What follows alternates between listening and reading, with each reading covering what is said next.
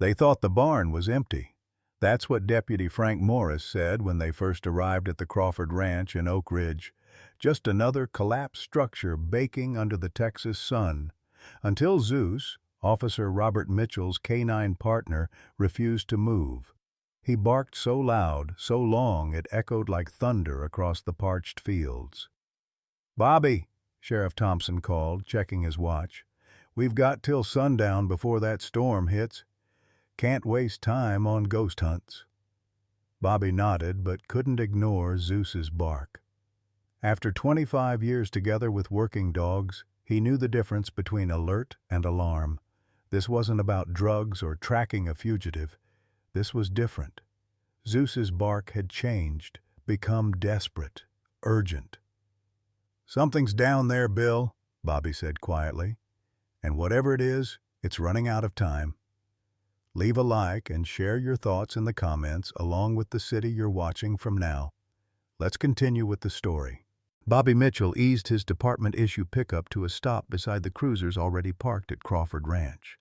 The July heat hit him like a furnace when he stepped out, his weathered face creasing against the glare. Zeus remained in the truck, eyes fixed on the dilapidated barn ahead, a low whine building in his throat. "All right, boy," Bobby murmured, opening the back door. "Show me what's got you worked up." The German shepherd bounded out, not with his usual disciplined pace, but with urgency, making a beeline for the barn. At 62, Bobby didn't move as quickly as he once had, but decades of habit kept his hand near his holster as he followed. "Mitchell," Deputy Morris called from the shade of a dead oak. "Waste of time out here. Place has been abandoned since old Crawford died last spring." Bobby acknowledged him with a nod, but kept moving. Zeus was already at the barn door, pawing frantically, his bark changing to something Bobby hadn't heard in years, not since they'd found that little girl in the flash flood 3 counties over. "He's just picking up coyotes or a dead raccoon," Morris continued, sauntering over. "We've already cleared it." The barn's interior was a testament to neglect. Roof partially collapsed, letting slats of brutal sunlight cut through dust-filled air. Farm equipment rusted in corners, hay rotted in moldering bales, but Zeus paid no attention to any of it, heading straight to the center of the dirt floor, where he began digging frantically, dirt flying behind him. "Zeus, halt!" Bobby commanded. But for the first time in their 7-year partnership, Zeus ignored him completely. Sheriff Thompson appeared in the doorway, his tall frame silhouetted against the light. "Bobby, we've got 3 more properties to check before that storm system moves in." Oak Ridge has had 3 kids go missing in the past year. I need you looking for actual evidence, not chasing your dog's ghost. Bobby knelt beside Zeus, placing a hand on the dog's tense shoulder. "Bill, he's never wrong. Not once." The sheriff sighed, his boots heavy on the wooden boards as he approached. 10 minutes. Then we move on. I respect that dog more than most deputies, but we're burning daylight." Bobby ran his hand over the patch of dirt Zeus was fixated on. It looked different somehow, packed tighter than the surrounding floor, and now that he was closer, he could see faint marks, as if something heavy had been dragged across it. "Somebody bring me a shovel," Bobby called, his voice suddenly tight. As Deputy Morris reluctantly fetched tools from a cruiser, Zeus continued digging, his determination unwavering. The dog's ears were pinned back, his muscular body trembling with intensity. "I've known this dog since he came back from Afghanistan," Bobby said quietly to the sheriff. "Something's down there, Bill, and it ain't no raccoon." Bobby Mitchell had never been one for sentimentality, but watching Zeus dig with such desperate conviction brought him back to the day they'd first met, 7 years ago at Fort Benning, Georgia. The military had deemed Zeus unsuitable for continued service after his handler, Staff Sergeant Miller, had been killed by an IED outside Kandahar. The dog had been labeled traumatized and unpredictable, a polite way of saying he was broken beyond repair. Back then, Bobby was barely holding himself together. His daughter Emily and wife Nancy had been gone 5 years by that point, their sedan crushed beneath an 18-wheeler that crossed the center line on Highway 83. He'd been first on the scene, not knowing it was his family inside until he'd seen Nancy's silver bracelet glinting among the wreckage. The bracelet he'd given her on their 20th anniversary just 6 months earlier. The department had forced him into the K9 program as a last resort. "Either work with the dogs or turn in your badge," Sheriff Thompson had told him after finding Bobby passed out in his truck behind Hadley's bar for the 3rd time that month. Back then, Bill Thompson wasn't the sheriff yet, just a sergeant trying to save his friend's career, and possibly his life. Bobby had gone to Fort Benning intending to select one of the eager young shepherds, the ones wagging their tails and barking excitedly at the trainers. Instead, he'd found himself standing before a kennel where a German shepherd sat perfectly still, amber eyes focused on something no one else could see. 3 long scars ran across his left flank, still pink against his tan and black coat. "That one's not available," the handler had said. "Too much combat stress. He's scheduled to be—" The man had stopped himself, but Bobby knew what came next. "Let me see him," Bobby had insisted. "Sir, this dog has PTSD. Loud noises send him into protection mode. He's attacked 2 handlers already. I said, let me see him." Something in Bobby's voice must have conveyed that he understood loss in a way few could. The handler had reluctantly opened the kennel, warning Bobby to move slowly. But Bobby hadn't moved at all. He'd simply stood there, meeting the dog's gaze. "What's his name?" Bobby had asked. "Zeus. His handler named him after his grandfather." Bobby had nodded, then spoke directly to the dog. "My daughter's name was Emily. She was 12 when she died. My wife was Nancy. She collected porcelain angels even though she didn't believe in God." He'd paused, feeling foolish talking to a dog, but something had compelled him to continue. "I miss them every day." Zeus had tilted his head slightly, then risen to his feet. Slowly, deliberately, he'd walked to Bobby and sat directly in front of him, not touching, not seeking affection, just acknowledging a kindred spirit. They'd left Fort Benning together that afternoon. The first months had been rough. Zeus would wake howling from nightmares, and Bobby would sit beside him, sometimes talking about Nancy and Emily, sometimes just sitting in silence as the dog trembled. During thunderstorms, they'd both find themselves in Bobby's basement, Zeus pressed against Bobby's leg as they waited for the noise to pass. But they worked. On the job, Zeus was flawless.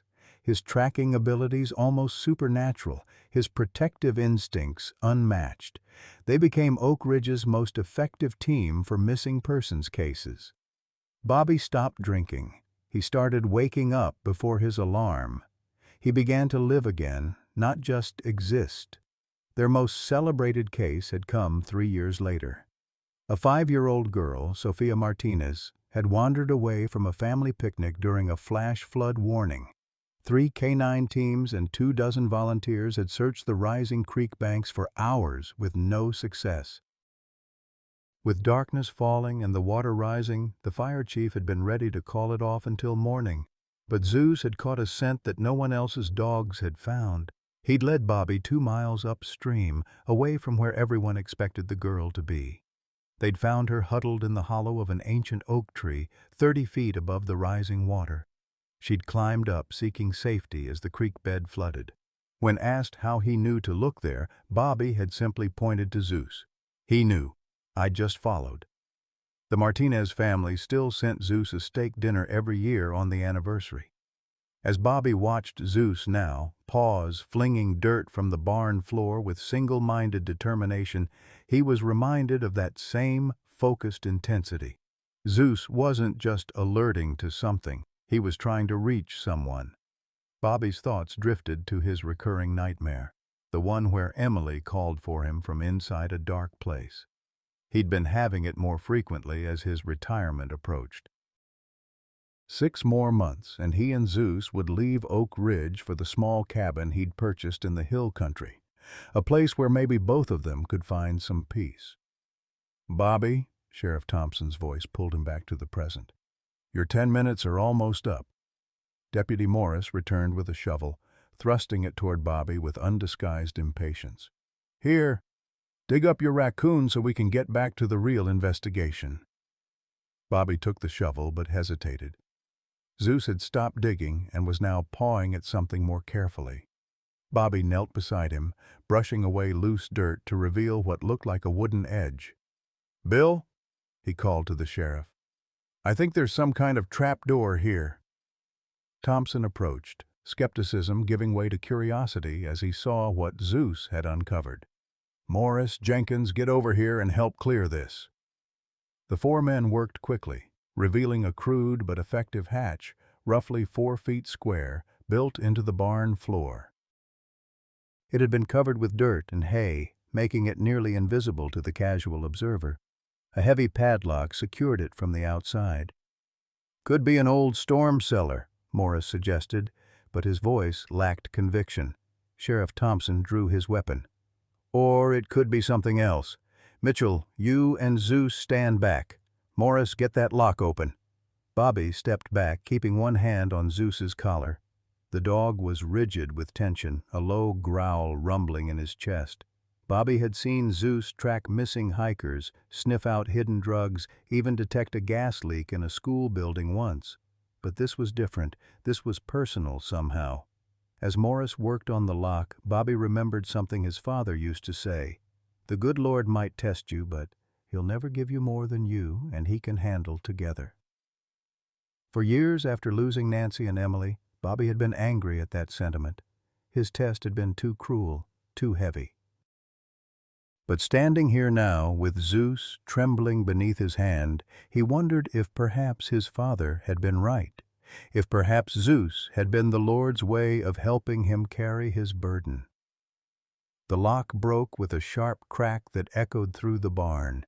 Morris looked to Sheriff Thompson, who nodded grimly. "Open it." Morris lifted the hatch, and immediately the atmosphere in the barn changed. A rush of stale, fetid air rose from the darkness below. Zeus barked once, sharply, and then they heard it, faint but unmistakable. A child's whimper. Sheriff Thompson drew his weapon immediately. "Jenkins, call for backup and an ambulance. Morris, get the floodlights from the truck." His voice was steady, but Bobby could see the tension in his friend's jaw. "Bobby, can Zeus tell us what we're dealing with down there?" Bobby gave Zeus the command to scout, but kept him on the leash. The dog moved to the edge of the opening, sniffing intently, his ears forward and alert. Then he looked back at Bobby with an expression he'd seen only a handful of times, urgency mixed with distress. "There's definitely someone alive down there, Bill," Bobby said. "More than one, I think." The sheriff nodded grimly. "I'm going down first. Cover me." "Bill," Bobby started to protest. "I'm still the sheriff, Mitchell," Thompson cut him off. "That means I go first." Bobby knew better than to argue. He'd served with Bill Thompson in Vietnam, had seen the same determination then. Instead, he helped lower the sheriff through the opening, following immediately after with Zeus at his side. Morris passed down a powerful flashlight, its beam cutting through the darkness of what appeared to be a crude cellar beneath the barn. The beam revealed a nightmare. The space was approximately 15 by 15 feet, with a dirt floor and timber supports. The air was thick with the smell of human waste and fear. In one corner, a plastic bucket served as a makeshift toilet. In another, a thin mattress lay on the dirt. Empty water bottles and food wrappers were scattered about. And there, pressed against the far wall, were 4 children. 3 of them, 2 girls and a boy, were huddled together, staring wide-eyed at the intruders. The 4th, a girl who looked no more than 8, lay motionless on the mattress, her breathing shallow and labored. Jesus Christ, Thompson whispered. Zeus pulled forward on his leash, whining softly. Bobby let him approach the children slowly. The dog's entire demeanor changed, from alert and tense to gentle and cautious. He lowered his head, making himself less threatening as he moved toward them.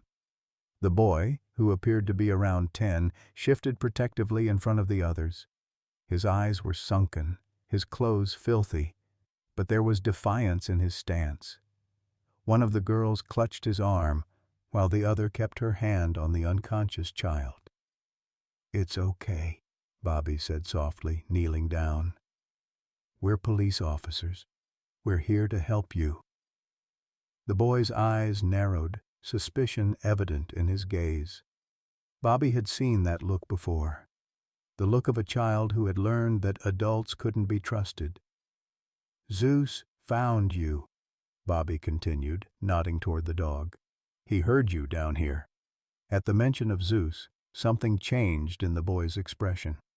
His eyes moved to the German shepherd, who had stopped a few feet away, sitting calmly but attentively. "Can you tell us your names?" Sheriff Thompson asked, his voice gentler than Bobby had heard it in years. None of the children spoke. The boy continued to stare at Zeus while the girls huddled closer together. "Bobby, check on that little one," Thompson said, gesturing toward the unconscious girl. Bobby moved carefully to the mattress, aware of the other children watching his every move. The girl was burning with fever, her breathing rapid and shallow. Her arm was swollen and discolored, infected, most likely. "This one needs immediate medical attention," Bobby reported. "Possible sepsis." Zeus had made his way to the boy, who remained frozen in place. Gently, the dog nudged the child's hand with his nose. To Bobby's surprise, the boy cautiously reached out and touched Zeus's head. "He won't hurt you," Bobby assured him. "He's the one who found you." The boy's lips moved, but no sound came out. He tried again, his voice barely audible after what might have been weeks of disuse. "Zeus?" Bobby nodded. "That's his name." Above them, they could hear the arrival of additional units, the sounds of urgent voices and equipment being moved. Morris's face appeared at the opening. "Ambulance is 5 minutes out. What do we have?" "4 children," Thompson called back. "One needs immediate medical attention. Tell them to bring a backboard and IV fluids." Morris disappeared, and Thompson turned to Bobby. "We need to get them out of here." "The sick one first," Bobby agreed. He turned to the boy. "We need to help your friend. Will you let us do that?" After a moment's hesitation, the boy nodded slightly.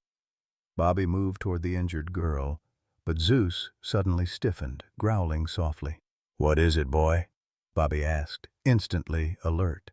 Zeus was staring at something beneath the mattress. Bobby carefully lifted the edge and found a small backpack. Inside were a few items of children's clothing, a water bottle, and a worn notebook. He handed it to Sheriff Thompson, who thumbed through it quickly. "Looks like a diary," Thompson muttered. "We'll need this for evidence." Bobby returned his attention to the sick child. "We need to move her now," he said, carefully checking her pulse. It was rapid and thready, a bad sign. As they prepared to lift her onto the backboard that Morris and Jenkins were lowering, the boy suddenly grabbed Bobby's arm. His eyes were wide with fear, but not for himself. He pointed to the sick girl and made a desperate gesture. "What is it, son?" Bobby asked gently. The boy looked frustrated, then pointed at his own mouth and shook his head. "You can't speak?" Bobby guessed. The boy nodded, then pointed again to the sick girl. "Is she your sister?" Thompson asked. The boy shook his head. "Friend?" Bobby tried. A nod. "We're going to help her," Bobby promised. "Zeus and I will make sure of it." The paramedics arrived moments later, and the operation to evacuate the children began. The sick girl, whom they would later learn was named Lisa Anderson, missing for 3 months, was carefully strapped to a backboard and lifted out first. The other two girls followed, each wrapped in blankets and carried up by officers. The boy refused to move without Zeus. He clung to the dog's fur, his knuckles white with tension. Bobby understood immediately. The dog represented safety in a world that had betrayed him completely. "He can come with us," Bobby assured him. "Zeus isn't going anywhere." Above ground, the scene had transformed. 4 patrol cars, an ambulance, and a mobile command unit now surrounded the barn. Officers secured the perimeter while paramedics attended to the children. The sky had darkened ominously, the promised storm moving in faster than expected. As Bobby emerged with the boy and Zeus, he saw a black Suburban pull up. From it stepped Dr. Edward Lowell, Oak Ridge's most prominent pediatrician and founder of the Safe Haven Children's Charity. Lowell had been the town's only pediatrician for over 25 years, treating generations of Oak Ridge children, including Bobby's daughter, Emily. "I came as soon as I heard," Lowell said, approaching Sheriff Thompson. "How are they?" "One's in bad shape," Thompson replied. "Likely sepsis from an untreated wound. The others are dehydrated and malnourished, but stable." Lowell nodded grimly. "I'll examine them immediately. We should transport them to Cedar Mills Memorial. They have a better pediatric ICU than our local hospital." "Cedar Mills is 50 miles away," Thompson pointed out, "and that storm's moving in fast." "Bill, the little girl might not survive without specialized care," Lowell insisted. "Our local facility isn't equipped for this kind of case." Thompson hesitated, then nodded. "All right, but I want an officer with each child at all times." Bobby was only half listening to this exchange. His attention was focused on the boy, who hadn't let go of Zeus. But something had changed. The child had gone rigid, his eyes wide with terror. Bobby followed his gaze and realized he was staring at Dr. Lowell. Zeus sensed the change too. The dog's posture shifted subtly, moving closer to the boy in a protective stance. "Hey," Bobby said softly to the child. "What's wrong?" The boy wouldn't look at him, his eyes fixed on Lowell with an expression of pure terror. Dr. Lowell approached them, medical bag in hand. "Let me take a look at this young man," he said with a professional smile. Zeus growled, a low, warning sound that Bobby hadn't heard in years. "Zeus, easy," Bobby commanded, though his instincts were suddenly on high alert. The dog didn't growl at people without reason. Lowell stopped, eyebrows raised. "That's quite a protective dog you have there, Officer Mitchell." "He's just concerned about the boy," Bobby explained, though he wasn't entirely convinced himself. "The kid's been through hell." Lowell nodded sympathetically. "Of course, I'll have one of the paramedics check him instead. We need to move quickly, especially for the little girl. I'd estimate she has 12 hours at most without proper intervention." As Lowell walked away, Bobby knelt beside the boy. "You're safe now," he assured him. "Can you tell me your name?" The boy looked at him, then at Zeus, uncertainty in his eyes. He made a writing motion with his hand. "You want to write it down?" Bobby asked. The boy nodded. Bobby quickly found a notepad and pen in his pocket and handed them over. The child wrote shakily, "Timmy." "Timmy," Bobby read. "That's a good name. I'm Officer Mitchell, but you can call me Bobby." Timmy wrote again. "We're going to the hospital to make sure you're okay. Zeus and I will stay with you." The boy scribbled frantically. "No doctor." Bobby frowned. "You need to see a doctor, Timmy. You've been through a lot." The child's eyes filled with tears. He wrote again, pressing so hard the pen nearly tore through the paper. "Bad doctor. More kids." Bobby felt his blood run cold. He glanced toward Lowell, who was now examining Lisa as paramedics prepared to transport her. "Which doctor, Timmy? Is it Dr. Lowell?" Timmy's eyes widened and he nodded vigorously. "Are you sure?" Bobby pressed, keeping his voice low. "This is very important." Another nod, even more emphatic. Timmy scribbled again. "Don't leave me." "I won't," Bobby promised. Zeus and I will stay with you the whole time. Sheriff Thompson approached them. We're moving out now. The little girl's going to Cedar Mills with Dr. Lowell. The other 2 children will go to Oak Ridge General for evaluation. What about this one? Bobby made an instant decision. I'll take him to Oak Ridge myself. Zeus has bonded with him and the boy trusts him. Might be the only thing keeping him from complete panic right now. Thompson studied Bobby's face for a moment, then nodded. All right, but I want a full report once he's been checked out. We need to figure out who did this, and fast. As Thompson walked away, Bobby felt Timmy tug on his sleeve. The boy had written one more message on the notepad, his letters shaky but clear. He will hurt Lisa. Bobby sat in the sterile hospital room watching Timmy sleep. The boy had finally succumbed to exhaustion after being examined, cleaned up, and given a mild sedative. Zeus lay on the floor beside the bed, his amber eyes never leaving the child, even as his own exhaustion was evident in his drooping eyelids. Timmy's words haunted Bobby. He will hurt Lisa. Could it really be Edward Lowell? The man had been treating Oak Ridge's children for decades. He'd founded the Safe Haven charity that provided medical care for underprivileged kids. He was an elder at First Baptist and chaired the school board. He'd also been Emily's pediatrician. Bobby pulled out his phone and dialed Sheriff Thompson. Bill, it's me. How's the little girl doing? Stable for now, Thompson replied. They've got her on IV antibiotics. Lowell says the next 12 hours are critical. Bobby hesitated. Bill, the boy, Timmy, he wrote something about Lowell. Said he's a bad doctor and mentioned more kids. A long pause followed. Bobby, the kid's traumatized. Probably associates all authority figures with whoever did this to him. Maybe, Bobby conceded. But Zeus reacted to Lowell too. You know he doesn't do that without reason. What exactly are you suggesting? Thompson's voice had an edge to it now.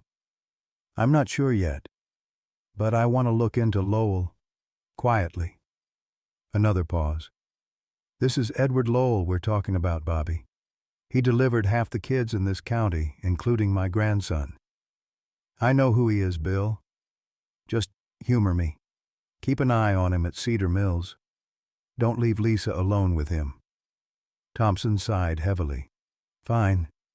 But be careful what you go digging for, Bobby. 6 months from retirement isn't the time to start making powerful enemies. After hanging up, Bobby turned to his laptop. He began searching through the police database for missing children cases in the surrounding counties. Over the past 5 years, 11 children had disappeared within a 100-mile radius of Oak Ridge. 4 had been found today. 7 remained missing. Bobby checked each case file carefully. 3 of the 7 missing children had been patients at Lowell's practice before they disappeared. Coincidence? Maybe. Lowell was the only pediatrician in Oak Ridge until recently. Bobby dug deeper. He cross-referenced the dates of the disappearances with Lowell's charity events. 2 children had gone missing during weekends when Safe Haven was running free clinics in rural areas. It wasn't proof, but it was enough to make the hair on the back of Bobby's neck stand up. A soft whimper from the bed drew his attention. Timmy was stirring restlessly, his face contorted in a nightmare. Zeus immediately rose and placed his head near the boy's hand. The contact seemed to soothe Timmy, who settled back into sleep. Bobby returned to his investigation, pulling up everything he could find on Edward Lowell. Harvard Medical School, residency at Johns Hopkins, moved to Oak Ridge 28 years ago after his wife inherited property in the area, established his practice, founded Safe Haven 15 years ago. 15 years? Right around the time Bobby's family had died. Bobby frowned, trying to remember if there had been anything unusual about Emily's visits to Dr. Lowell. Nothing came to mind. She'd liked him. Even kept a lollipop he'd given her in her treasure box. A soft knock interrupted his thoughts. Nurse Margaret Wilson, Maggie to most folks in town, entered with a tray. "Brought you some coffee," she said quietly. "Figured you could use it." "Thanks, Maggie," Bobby replied, accepting the steaming cup gratefully. Maggie glanced at Timmy, her expression softening. "Poor little thing. Any idea who he is yet?" "Not yet. He's not talking, writing things down instead." "Trauma, most likely." Maggie nodded, then hesitated. "Bobby, there's something I wanted to mention. Off the record." Bobby set down his coffee. "Go ahead." "I've been noticing something odd the past few years. Increase in children coming in with unexplained injuries, mostly from outlying areas, foster homes, immigrant families." "What kind of injuries?" "The kind that don't match the explanations we're given." Maggie lowered her voice further. "I've filed reports with CPS, but nothing ever comes of it. The kids disappear from the system." Bobby's instincts sharpened. "How many?" "At least a dozen over the past 3 years." She glanced at Timmy. "Always the vulnerable ones. Kids without strong family advocates." "Who examined these children?" Maggie met his gaze steadily. "Usually Dr. Lowell. He volunteers to take the difficult cases. Says he has more experience." Bobby felt a chill that had nothing to do with the hospital's air conditioning. "Maggie, why are you telling me this now?" "Because of him." She nodded toward Timmy. "When they brought him in, I recognized him. He came through ER about 10 months ago. Broken arm. Foster mother claimed he fell from a tree. Lowell treated him, said he'd handle the CPS report personally." She paused. 2 weeks later, the foster mother reported him missing." Bobby stared at her, pieces falling into place. "Did you report your concerns?"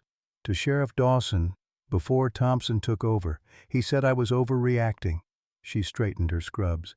"I served as a nurse in Desert Storm, Officer Mitchell. I know what trauma looks like, and I know when something isn't right." After Maggie left, Bobby sat in silence, processing this new information. Zeus had moved to sit beside him, sensing his unease. "What do you think, boy?" Bobby murmured, scratching behind the dog's ears. "Are we on to something here?" Zeus's ears perked up suddenly. A moment later the door opened and Sheriff Thompson entered. His expression was grim. "We've identified 2 of the children," he announced without preamble. "The girls are Lily Cooper and Rachel Martinez. Both reported missing from foster care. Lily 8 weeks ago, Rachel just over 3 months. And Lisa?" "Lisa Anderson.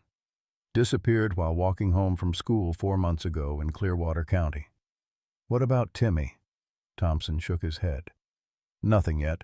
No matches in the missing persons database. No fingerprint records." Bobby glanced at the sleeping boy. "Maggie Wilson says she recognizes him. Says he came through the ER about 10 months ago. Foster kid with a broken arm." Thompson frowned. "I'll have Jenkins look into it." He sat heavily in the chair opposite Bobby.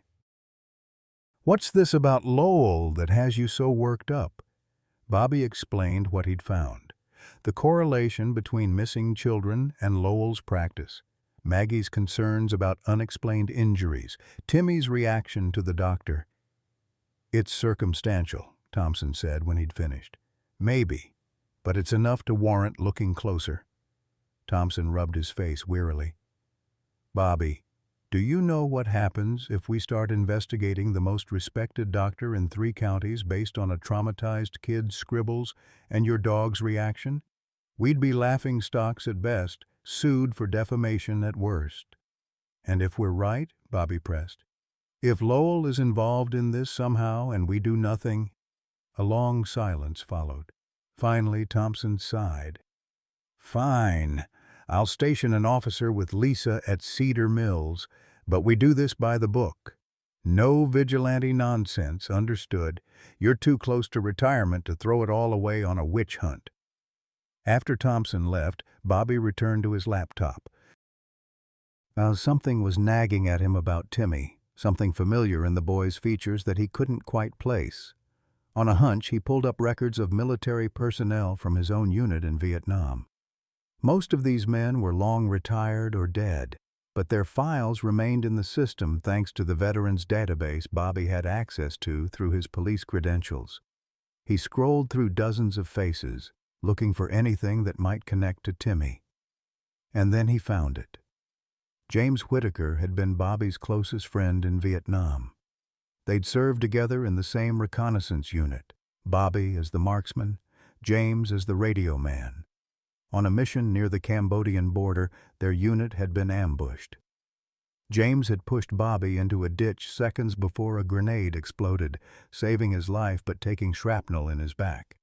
James had survived, received a Purple Heart, and returned to civilian life. They'd kept in touch sporadically over the years. Last Bobby had heard, James had become a missionary, working in Colombia with his wife, Rebecca. According to the database, James and Rebecca Whitaker had been killed in Colombia 7 years ago. A robbery gone wrong. They'd had a son, Timothy Whitaker, who would be 10 years old now. Bobby stared at the family photo on his screen. The resemblance was unmistakable. Timmy had his father's eyes and his mother's delicate features. James had saved Bobby's life. Now, by some cosmic coincidence, or perhaps divine intervention, Bobby had found James's son, trapped in a nightmare. A soft sound from the bed drew his attention. Timmy was awake, watching him with wary eyes. "Hey there," Bobby said gently. "Feeling any better?" Timmy shrugged, then reached for the notepad and pen beside his bed. He wrote, "Zeus, okay?" "He's just fine," Bobby assured him, as the dog moved to place his head on the bed within Timmy's reach. "He's watching over you." Timmy scratched Zeus's ears, then wrote, "Lisa? She's at another hospital getting special care for her infection." Bobby hesitated, then decided to be direct. "Timmy, I need to ask you something important. Do you recognize this man?" He turned his laptop to show the picture of James Whitaker. The boy's eyes widened. His hand trembled as he reached toward the screen, touching his father's face. Tears welled up and spilled down his cheeks. "That's your dad, isn't it?"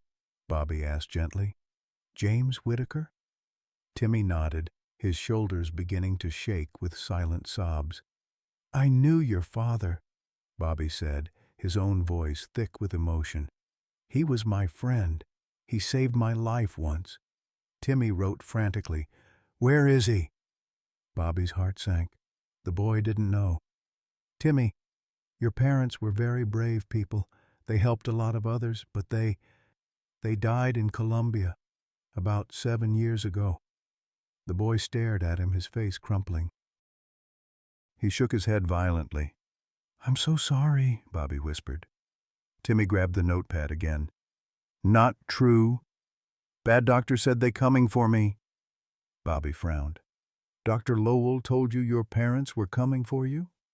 Timmy nodded emphatically. "When did he tell you this?" Timmy wrote, "Before. When arm broke. Said if I go with him, parents would find me." Cold fury rose in Bobby's chest. Lowell had used this child's deepest hope, reunion with his parents, to lure him away. "Timmy, I promise you, Zeus and I won't let anyone hurt you again. You're safe now." The boy wrote one more message, his letters shaky but determined. "Promise?" "I swear it," Bobby said firmly. "Your father protected me once. Now it's my turn to protect you." Zeus, as if understanding the gravity of the moment, placed his paw on Timmy's bed and let out a soft bark, a sound of affirmation. Bobby's phone buzzed. A text from Thompson. "Something's wrong. Lisa's been moved to private room. Can't locate. Lowell says specialist took her for procedure, but hospital has no record. Get to Cedar Mills now." Bobby's blood ran cold. He looked at Timmy, who was watching him with fearful eyes. "I need to check on Lisa," he explained. "Will you be okay here for a little while? Officer Jenkins will stay with you." Timmy's face filled with panic. He grabbed Bobby's arm, shaking his head frantically. "Timmy, I have to help Lisa. Just like I'm helping you." The boy scribbled hastily. "Take me. Not safe. He has friends." Bobby hesitated, torn between keeping Timmy safe and the urgency of finding Lisa. A decision crystallized in his mind. If Lowell truly was involved, nowhere in the hospital system would be completely safe. "All right," he said. "You'll come with us. But you stay with me and Zeus at all times. Understand?" Timmy nodded solemnly. As Bobby helped Timmy dress and prepared to leave, he felt the weight of James Whitaker's legacy on his shoulders. His friend had died protecting the vulnerable. Now Bobby might be facing the same choice. "Let's go find Lisa," he said to Timmy and Zeus. "And then we're going to stop the bad doctor. For good." The storm had arrived in full force by the time Bobby pulled his truck onto the highway toward Cedar Mills. Rain lashed against the windshield, and lightning split the darkened afternoon sky. In the passenger seat, Timmy sat clutching Zeus's leash, the German shepherd wedged protectively in the footwell before him. The boy's eyes were fixed on the road ahead, his small frame tense with fear and determination. "We'll be there in about 40 minutes, Bobby said, trying to sound calmer than he felt. "Sheriff Thompson is already at the hospital looking for Lisa." Timmy nodded, then reached for the notepad balanced on his knee. He wrote, "Too late?"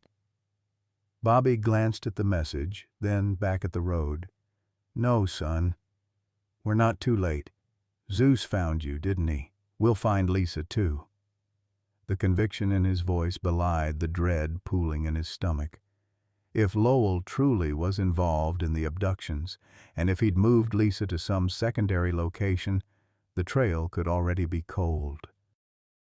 Bobby pressed harder on the accelerator, the wipers struggling to clear the windshield as the rain intensified. His mind drifted back to Vietnam, to the day James Whitaker had saved his life. They'd been on a recon mission near the Cambodian border, their squad moving silently through thick jungle. Bobby had been scanning the trees for snipers when James had suddenly tackled him into a muddy ditch. The grenade explosion had come a split second later, sending shrapnel into James's back instead of Bobby's chest. "Mitchell! Radio for evac!" their sergeant had shouted. "Not leaving him," Bobby had responded, already applying pressure to James's wounds. "That's an order, soldier." "Then court-martial me when we get back." Bobby had carried James for over 2 miles, the radio operator's blood soaking through his own uniform. When they'd finally reached the extraction point, James had been barely conscious, but he'd gripped Bobby's arm and whispered, "My son." "Tell Rebecca to name him Timothy, after my father." Now, by some twist of fate Bobby couldn't begin to comprehend, that same Timothy was sitting beside him, orphaned and traumatized, yet somehow found by Bobby's dog in a hidden cellar halfway across the country from where he should have been. The radio crackled, pulling Bobby from his memories. "Mitchell, come in." Sheriff Thompson's voice was tense. Bobby grabbed the handset. "I'm here, Bill. What's the situation?" "Lisa's definitely been moved. Hospital security footage shows Lowell and 2 men in scrubs taking her to the service elevator about 30 minutes ago. They loaded her into a private ambulance in the rear lot." "Any plate number?" Cameras conveniently malfunctioned in that section of the parking lot. Thompson's frustration was palpable even through the static. "I've got deputies checking all properties registered to Lowell, but so far nothing." "What about his charity?" "Safe Haven must have facilities. Checking those too." "Where are you now?" "About 30 miles out from Cedar Mills. I've got the boy with me." A pause. "You took him out of the hospital? Bobby, what the hell?" "He's safer with me and Zeus," Bobby cut in. "Timmy thinks Lowell has friends at the hospital. Given what's happening, I'm inclined to believe him." Thompson sighed audibly. "Fine, but head to the station when you get here. I want the boy in protective custody while we sort this out." "Copy that." Bobby replaced the handset and glanced at Timmy, who was watching him with wide, frightened eyes. "They've moved Lisa," Bobby explained gently. "But we're going to find her, okay? Sheriff Thompson has officers checking all of Dr. Lowell's properties." Timmy scribbled rapidly on his pad, "Not home, boats." Bobby frowned. "Boats? What do you mean?" Timmy wrote again, "He takes kids on boats. I heard them." "You heard them talking about boats while you were in that cellar?" Timmy nodded emphatically, then added, "Water sound, engine, metal containers." Bobby's mind raced. Cedar Mills sat on the eastern shore of Lake Westbrook, a massive reservoir that stretched across 2 counties. The lake had dozens of marinas, hundreds of private docks, and countless secluded coves accessible only by water. "Timmy, this is very important," Bobby said slowly. "Did you ever see these boats? Or the water?" The boy shook his head, then wrote, "Only heard. Dark place. First, then barn." Bobby grabbed the radio again. "Bill, it's Bobby. The boy says Lowell moves children by boat, possibly from Lake Westbrook." "Boats?" Thompson sounded skeptical. "You sure the kid's not confused? He says he heard boat engines and mentioned metal containers. Lowell could be using the lake to transport children undetected." A long pause followed. "Lowell does have a lake house on the North Shore. And the Safe Haven Foundation keeps a yacht at Pelican Marina for charity fundraisers." "Start there," Bobby urged, "and check if Lowell owns any other waterfront property under shell companies or through the charity." "Already on it," Thompson replied. "Meet me at the station." Bobby hung up and changed lanes, taking the exit that would lead more directly to the Cedar Mills Sheriff's Department. As he drove, rain hammering against the roof of the truck, he felt Timmy's small hand touch his arm. The boy had written another message. "I remember something." "What is it, Timmy?" The boy's face scrunched in concentration as he wrote, "Numbers and letters on wall, OSM 117. Bobby considered this. Could be a boat registration or a dock number. Zeus shifted restlessly in the footwell, whining softly. The dog had been unusually agitated since they'd left the hospital, as if sensing the urgency of their mission. "Almost there, boy," Bobby assured him, reaching down to briefly touch the shepherd's head. 20 minutes later, they pulled into the Cedar Mills Sheriff's Department parking lot. The building was a hive of activity, deputies rushing in and out despite the downpour. Bobby helped Timmy from the truck, keeping Zeus close as they hurried inside. Sheriff Thompson met them in the lobby, his expression grim. "We've got officers at Pelican Marina and Lowell's Lake House. Nothing so far." "What about that code Timmy remembered, OSM 117? Thompson shook his head. "Doesn't match any boat registrations in the county. Could be anything. A safe combination, a medical code, who knows?" Bobby knelt before Timmy. "Can you remember anything else about where they kept you? Any sounds, smells, anything at all?" The boy closed his eyes, concentrating hard. After a moment he wrote, "Trains. Heard trains." "Trains," Bobby repeated, looking up at Thompson.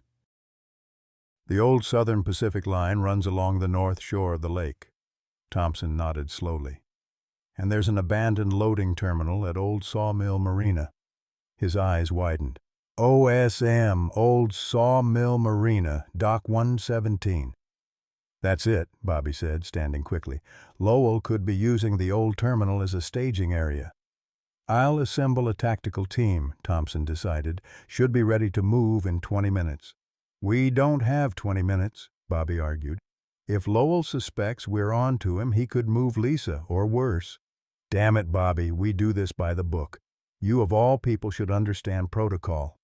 "I understand that a little girl could die while we're standing around waiting for paperwork," Bobby shot back. "James Whitaker didn't wait for backup before saving my life, and I'm not waiting while his son's friend is in danger." Thompson's jaw tightened. "You're too close to this, Mitchell." You're damn right I am. The two men stared at each other, decades of friendship and professional respect hanging in the balance. Finally, Thompson sighed. Fine. We'll take my cruiser and alert tactical to meet us there. But you follow my lead. Understood. This isn't Vietnam, and you're not a one-man army anymore. Bobby nodded. Agreed. Thompson turned to a nearby deputy. Alvarez, I want you to stay with the boy. Keep him in my office until we get back. Timmy immediately grabbed Bobby's arm, shaking his head frantically. He scribbled on his pad, Please, no. Need Zeus. Bobby looked down at the child who had already endured so much, then at Zeus, who stood alert and ready beside them. The dog had found Timmy when no one else could. Perhaps he could find Lisa, too. Bill, Bobby said quietly, the boy stays with Zeus, and Zeus stays with me. Thompson opened his mouth to argue, then closed it, seeing the determination in Bobby's eyes. Well, fine, but he stays in the car when we reach the marina. That's non-negotiable. The drive to Old Sawmill Marina was tense and silent. The storm had intensified, sheets of rain reducing visibility to mere yards. Thompson drove with grim concentration, emergency lights flashing but siren off to avoid alerting anyone at their destination. In the back seat, Timmy sat with Zeus, one hand buried in the dog's fur as if drawing strength from the contact. Bobby's mind flashed back to another storm, another desperate drive. The night his family died, he'd been working late, investigating a series of burglaries in the wealthy neighborhood north of town. Nancy had called, asking when he'd be home. Soon, he'd promised. Just wrapping up some paperwork. But the paperwork had stretched on. And by the time he'd finally left the station, Nancy had already decided to drive Emily home from her friend's birthday party rather than wait for him. They'd been hit head-on less than a mile from the house. Bobby had arrived at the scene without knowing it was his family inside the crumpled sedan. He'd approached professionally, calmly, until he'd spotted Nancy's bracelet among the wreckage, the silver charm bracelet he'd given her for their anniversary just months before. He remembered falling to his knees in the rain-slicked road, a sound like a wounded animal tearing from his throat. Now, 15 years later, he was racing toward another potential tragedy, another child's life hanging in the balance. We're here, Thompson announced quietly, pulling Bobby back to the present. The old Sawmill Marina had been abandoned for nearly a decade, its weathered docks and rusting equipment gradually reclaimed by nature. But as Thompson turned off the main road onto the access drive, they could see lights glowing through the rain, faint but unmistakable, coming from the old terminal building. Thompson killed the headlights and parked behind a stand of overgrown bushes about 100 yards from the main structure. Tactical team is 8 minutes out, he murmured, checking his phone. We wait. Bobby peered through the rain-streaked windshield at the terminal. It was a large metal building with loading bays facing the water and a small office section on the land side. A sleek black SUV was parked near the office door, its windows tinted. That's Lowell's vehicle, Thompson confirmed. Matches the description from the hospital. Bobby nodded, studying the building. No guards visible outside, but that didn't mean they weren't there. The rain provided good cover, but also limited visibility for their approach. In the back seat, Zeus had gone rigid, his attention locked on the terminal building. A low growl rumbled in his chest. He senses something, Bobby said. Or someone, Thompson added grimly. Timmy tugged at Bobby's sleeve, pointing urgently toward the water side of the terminal. Through the curtain of rain, they could just make out movement, a figure pushing a gurney toward a covered dock where a sleek vessel was moored. That's Lisa, Bobby said, reaching for his door handle. Thompson grabbed his arm. Wait for tactical. There's no time. Bobby turned to Timmy. Stay here. Lock the doors. Don't open them for anyone but me or Sheriff Thompson. Understand? Timmy nodded, eyes wide with fear. Zeus, guard, Bobby commanded, gesturing to the boy. The shepherd immediately pressed closer to Timmy, alert and protective. Bobby and Thompson exited the cruiser, drawing their weapons as rain instantly soaked through their clothing. They moved in practiced tandem. Two veterans who had seen combat together in another lifetime, now facing a different kind of enemy. "I'll take the water side," Bobby whispered. "You cover the main entrance." Thompson nodded grimly. "Be careful, old friend." They separated, Bobby moving in a crouch toward the loading docks while Thompson circled toward the office entrance.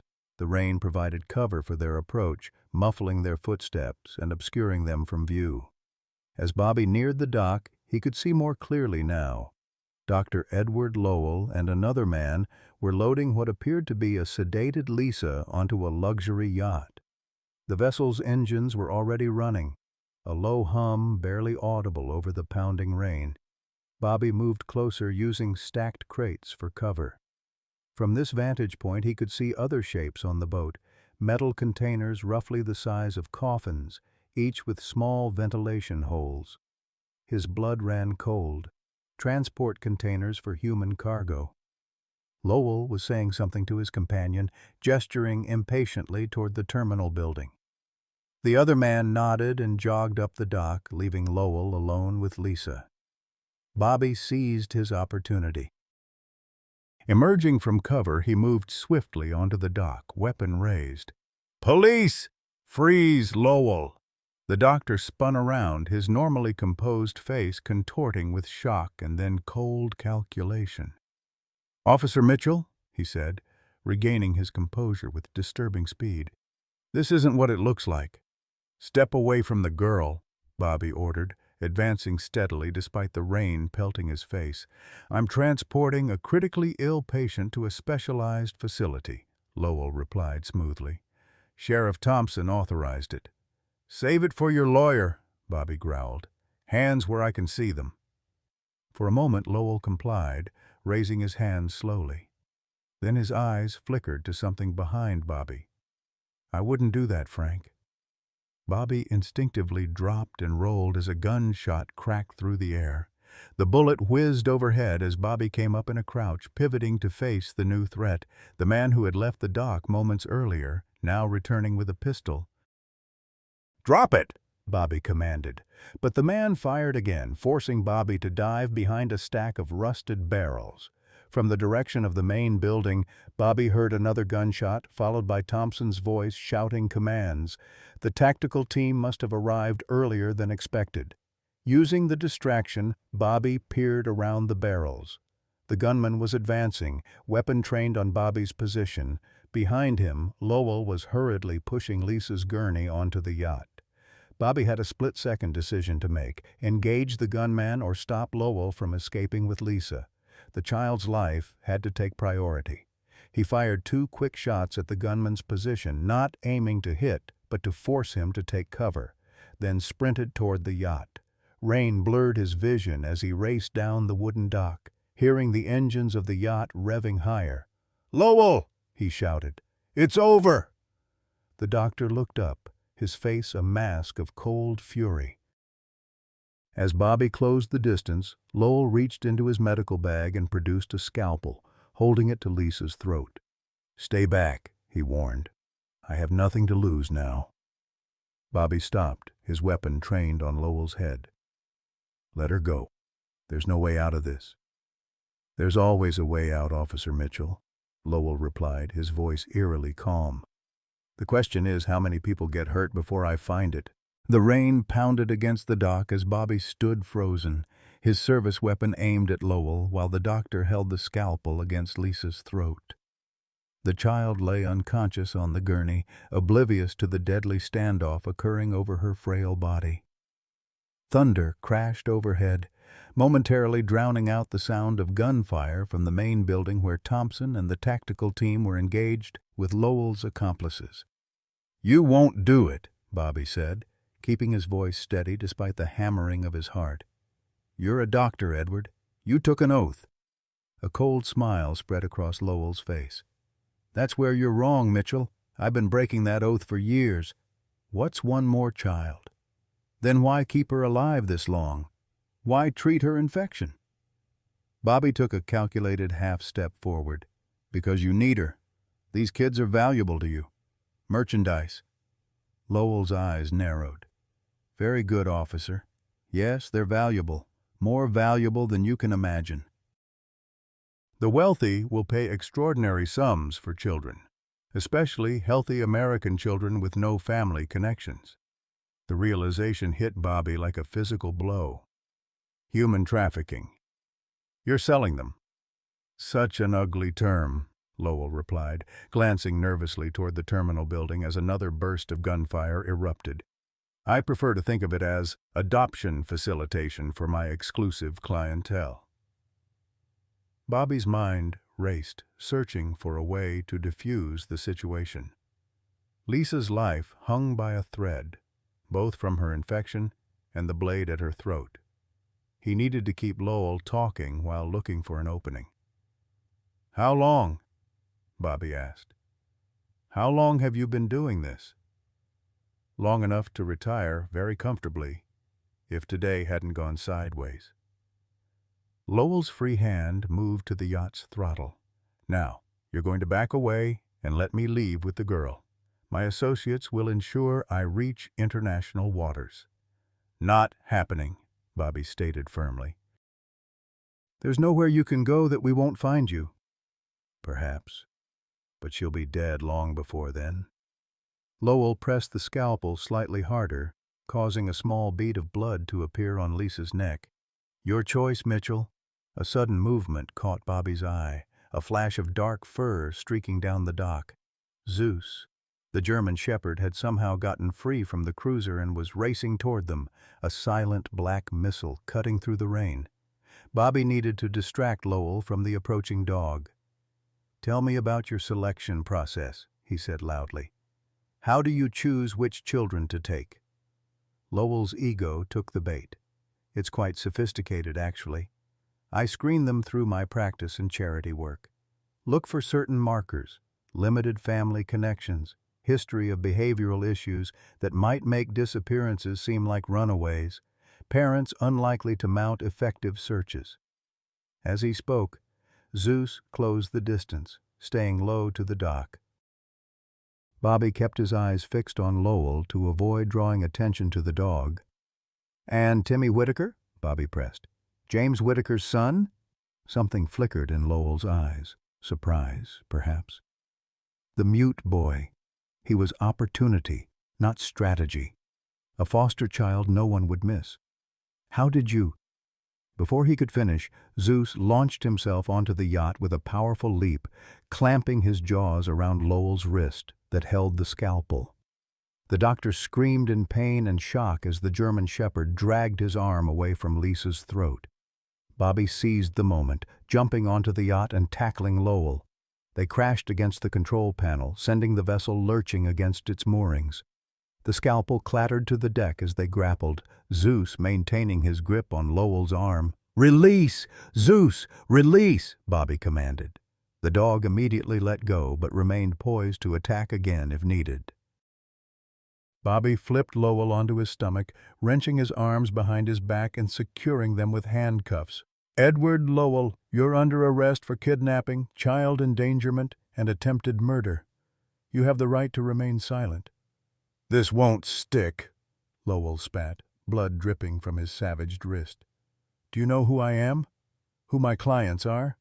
Powerful people, Mitchell. People who make sheriffs and judges disappear." "Save it," Bobby growled, hauling Lowell to his feet. Zeus stood guard, a low growl rumbling in his chest as his amber eyes remained fixed on the doctor.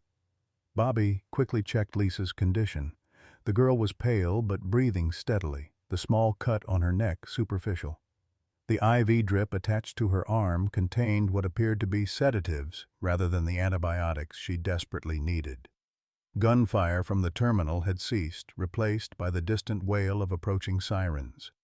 Bobby grabbed his radio. "Thompson, it's Mitchell. I've got Lowell and the girl. Yacht at the South Dock." "Copy that," Thompson's voice crackled back. "Building secure." 3 suspects in custody, 2 down. Tactical clearing the rest of the facility now. Lisa needs immediate medical attention, Bobby reported. Sepsis, plus Lowell's had her sedated. Ambulance 3 minutes out, Thompson confirmed. Bobby secured Lowell to a railing, then carefully removed the IV from Lisa's arm. Zeus positioned himself between the child and the doctor, his posture making it clear what would happen if Lowell made any move toward her again. "He won't save you," Lowell said suddenly, his voice eerily calm despite his situation. "Your dog, your badge, your righteousness, none of it will save you from what's coming." Bobby ignored him, focusing on monitoring Lisa's pulse until paramedics arrived. The rain had begun to ease, the storm moving eastward across the lake. Through breaks in the clouds, faint moonlight illuminated the dock where sheriff's deputies were now converging. A sudden, horrifying thought struck Bobby. "Timmy. Where's Timmy?" "In the cruiser," Thompson called as he approached along the dock. "Deputy Rodriguez is with him. Boy's shaken up, but safe." Relief washed over Bobby. Thank God. Thompson surveyed the scene, his weathered face grim as he took in the luxury yacht with its human cargo containers. "Jesus, Edward," he muttered. "All these years—" Lowell stared back defiantly. "You have no idea how deep this goes, Bill. No idea at all." Thompson turned away in disgust as paramedics arrived, rushing to attend to Lisa. Bobby stepped back, allowing them to work while keeping Zeus at his side, one hand resting on the dog's wet fur. "What's in the containers?" he asked Thompson quietly. "Empty, thank Christ," the sheriff replied. "But they've been used recently. And we found documentation in the terminal, shipping manifests, client lists, financial records. Looks like Lowell's been running this operation for at least 12 years. 12 years. The number hit Bobby like a physical blow. "Bill, my daughter." Thompson placed a hand on his shoulder. "Don't go there, Bobby. Not yet." He glanced toward the paramedics working on Lisa. "Let's focus on the living right now." The paramedics had stabilized Lisa and were preparing to transport her. "She's critical but stable," one reported. "We need to move her now." "I'll escort you," Thompson said, then turned to Bobby. "Take Lowell in your cruiser. I want him processed personally." Bobby nodded, then gestured to Zeus. "Guard," he commanded, pointing to Lisa's stretcher. The German shepherd immediately moved to the girl's side, walking vigilantly alongside as the paramedics carried her up the dock. Returning to Lowell, Bobby helped the doctor to his feet. "Let's go." "She was going to die anyway," Lowell said suddenly, his voice low enough that only Bobby could hear. "The infection had spread too far. I was merely expediting the inevitable." Bobby tightened his grip on Lowell's arm. "Save it for your confession." "You think this ends with me?" Lowell laughed, a hollow sound that raised the hair on Bobby's neck. "I'm a small part of something much larger. My clients include judges, politicians, business leaders, people who can make problems disappear." "Then they should have made you disappear," Bobby growled, shoving Lowell forward. As they reached the end of the dock, tactical officers emerged from the terminal building escorting 3 handcuffed men. Body bags were being prepared for 2 others who hadn't survived the gunfight. The scale of Lowell's operation was becoming clearer by the minute. Bobby scanned the area until he spotted Thompson's cruiser, where Timmy's small face pressed against the rear window. The boy's eyes widened at the sight of Lowell, his entire body tensing visibly even from a distance. "He recognized you immediately," Bobby said to Lowell. "Timmy. Even after months of captivity and darkness, he knew exactly who you were.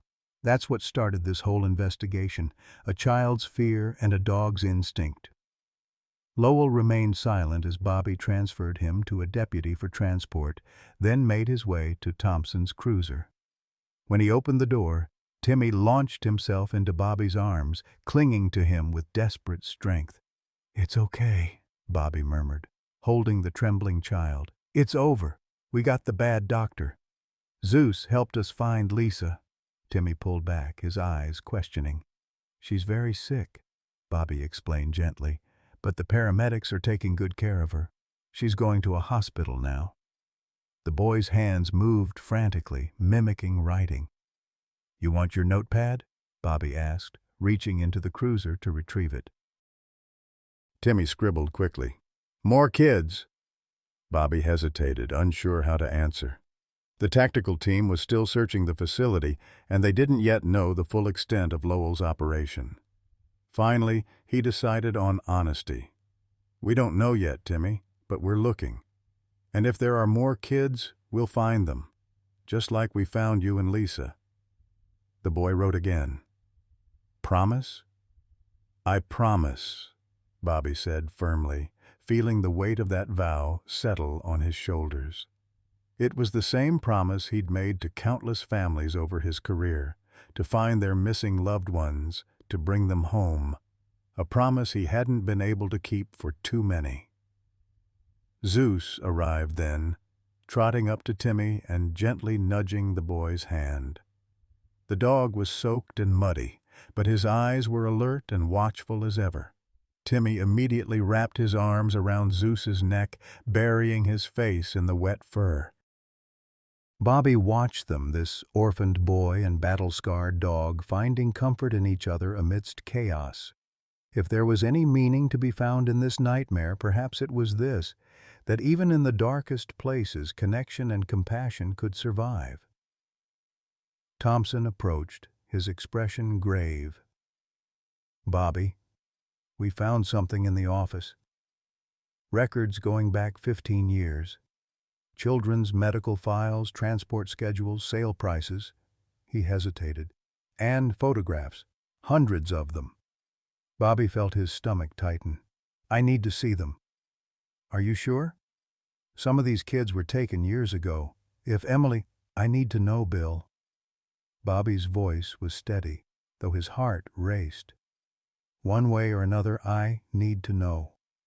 Thompson nodded grimly. "The files are being brought to the station now." He glanced at Timmy, who was still clinging to Zeus. "What about the boy?" "He stays with me," Bobby said without hesitation. "At least until we can find a safe placement. He's James Whitaker's son. I owe him that much." "James from Nam?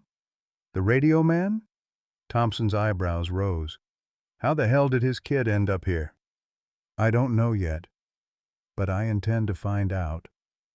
Bobby placed a protective hand on Timmy's shoulder. "For now, we need to get him somewhere safe and warm." As they prepared to leave, Bobby took one last look at the old sawmill marina. The tactical team had expanded their search to the surrounding buildings, their flashlights cutting through the diminishing rain like searching fingers. How many children had passed through here over the years? How many lives had been destroyed by Lowell's operation?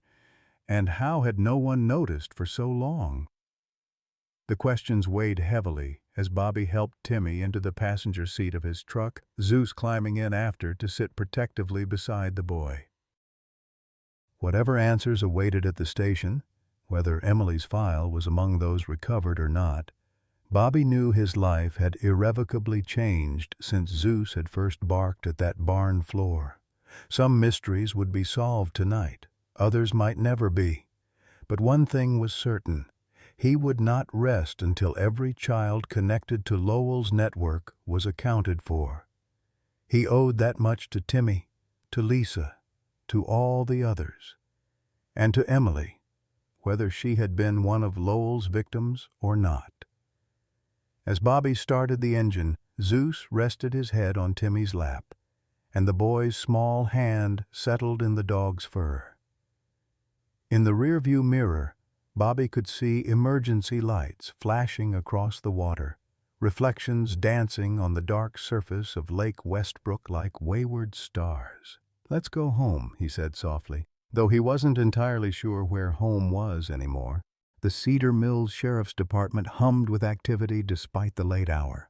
Officers moved with purpose, processing evidence from the marina and coordinating with FBI agents who had arrived by helicopter once the scale of Lowell's operation became apparent.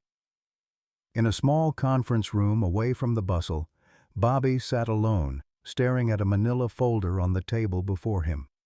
Emily's medical records. Thompson had found them among Lowell's files and brought them to Bobby privately.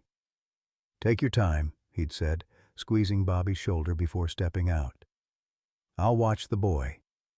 For 15 minutes, Bobby had simply stared at the closed folder, unable to bring himself to open it. Zeus lay at his feet, occasionally lifting his head to check on his partner, sensing the turmoil within him. Finally, Bobby took a deep breath and opened the file.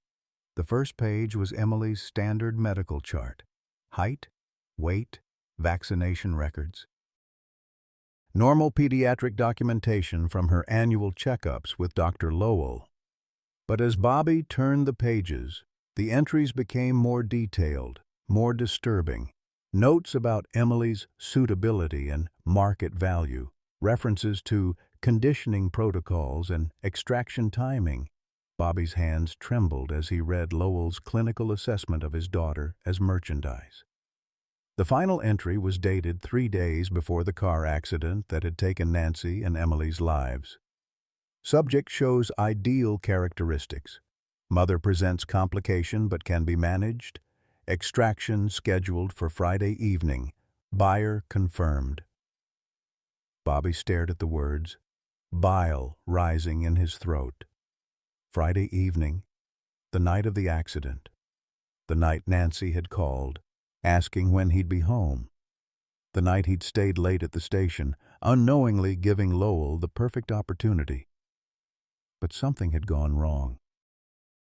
Instead of being extracted, Emily and Nancy had died on River Road, their car struck head-on by an 18-wheeler that crossed the center line. Or had they? Bobby flipped frantically through the remaining pages, finding a brief addendum dated the day after the accident. Extraction compromised. Asset damaged beyond salvage. Mother terminated during retrieval attempt. Transport driver disciplined. Regrettable loss of investment. The room seemed to tilt around Bobby. His wife and daughter hadn't died in a random accident. They had been murdered during Lowell's attempt to kidnap Emily. The truck driver hadn't fallen asleep at the wheel, as the official report stated. He had been working for Lowell, deliberately forcing Nancy's car off the road. For 15 years, Bobby had lived with the pain of their deaths, never suspecting the truth. For 15 years, he had nodded politely to Edward Lowell at community events, even thanked him once for the care he had provided to Emily during her short life. A sound escaped Bobby's throat, something between a groan and a snarl. Zeus immediately rose, pressing against his leg in concern.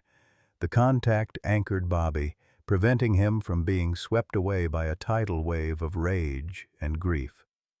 A soft knock at the door preceded Thompson's entrance. The sheriff took one look at Bobby's face and the open file and sighed heavily.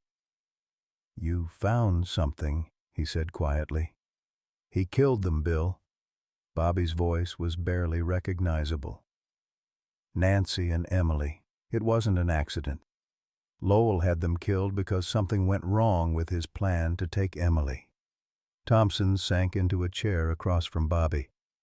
"Jesus Christ." He ran a hand over his face. "Are you sure?" Bobby pushed the file toward him.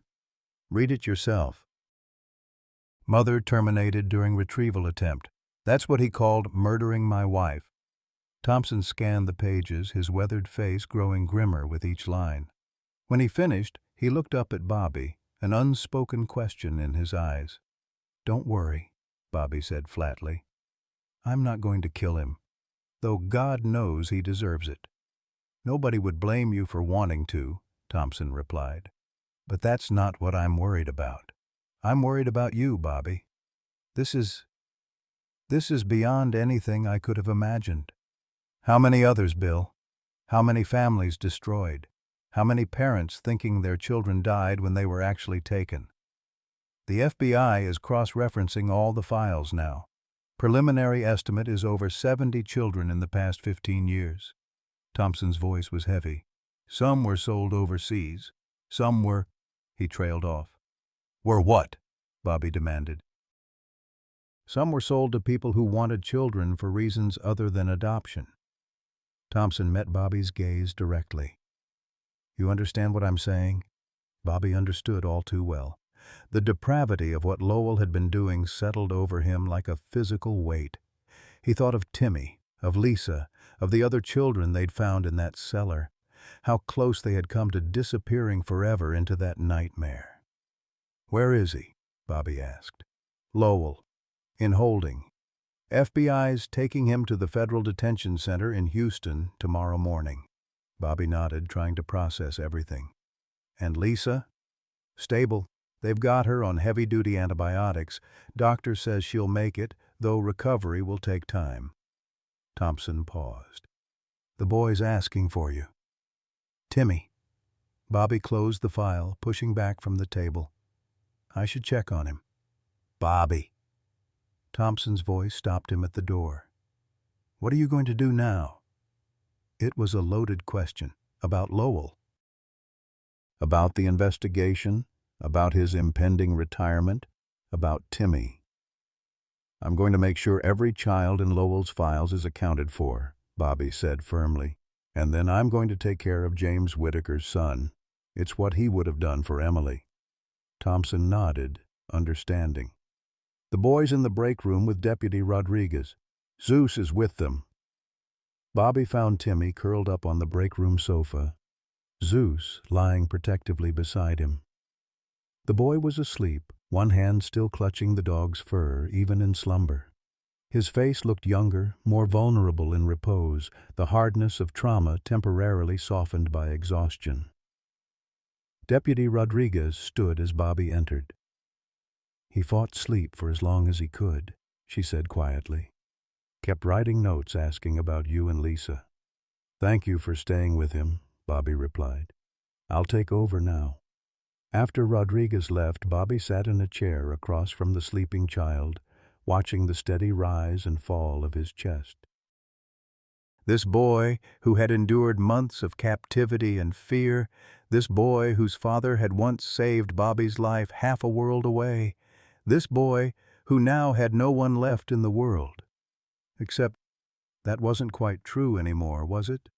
Bobby's thoughts were interrupted by a commotion in the hallway.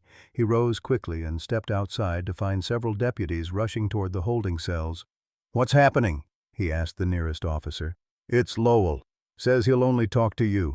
Claims he has information about other children who are in immediate danger. Bobby's jaw tightened. It could be a manipulation, Lowell's attempt to gain leverage. But if there were more children at risk, Bobby couldn't ignore it. Stay with the boy, he instructed Deputy Rodriguez, who had emerged from a nearby office. I'll handle this. The holding area was in the basement of the station, a row of 6 cells separated from the processing area by a heavy metal door. 2 FBI agents stood outside Lowell's cell, their expressions grim. He's all yours, Officer Mitchell, one said, stepping aside. Though I'd advise caution, he's been playing mind games since we started questioning him. Bobby nodded, then faced the cell where Edward Lowell sat on a metal bench. The doctor's expensive clothes were rumpled, his wrist bandaged where Zeus had bitten him, but his demeanor remained composed, almost smug. I was wondering when you'd come see me, Robert, Lowell said, using Bobby's full name with deliberate familiarity. Did you enjoy reading your daughter's file? Bobby's hands clenched into fists, but he kept his voice level. I'm told you have information about other children in danger. Direct as always. Lowell smiled thinly. Yes, I do. 3 children, to be precise, currently in transit to a buyer in South America. They'll be crossing the border within the next 12 hours unless someone intervenes. Names and locations, Bobby demanded. Not that simple, I'm afraid. Lowell leaned forward. I want considerations. Witness protection.